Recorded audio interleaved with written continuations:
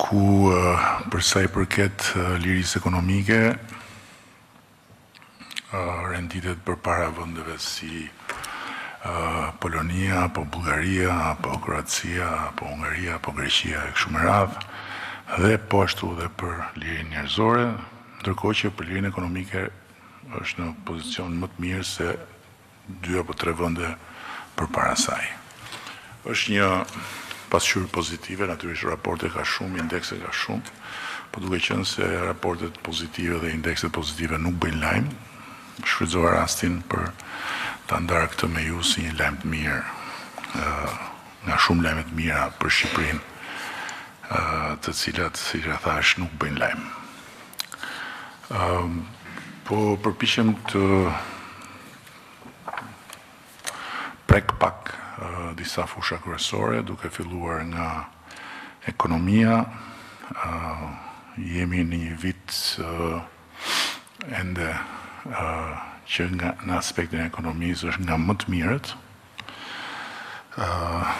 me të dhëna shumë pozitive dhe shumë inkurajuese, dhe parashikohet që të mbyllet me një rritje ekonomike 3.9%. Pra, pothuajse 4%, që është një rritje kuptim plot dhe mbase më e larta në të gjithë këtë pellg ku gjendemi ne në kontinentin tonë. Ndërkohë që bizneset e reja janë shtuar me afro 20%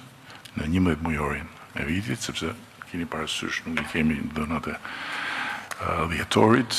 investimet e huaja vetëm në 3 mujorin e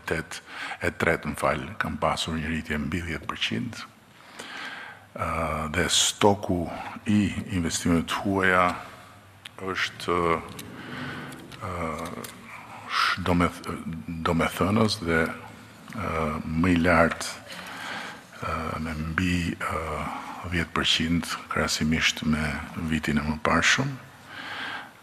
Paga mesatare në 3 mujorin e tretë ka rezultuar 833 euro, që është një rritje domethënëse. Kemi për pak ditë edhe hyrjen në fuqi të ligjit për pagën minimale, që shkon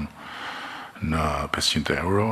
dhe do të prek një numër të konsiderueshëm punonjësish, qoftë në sektorin privat, qoftë në sektorin shtetëror.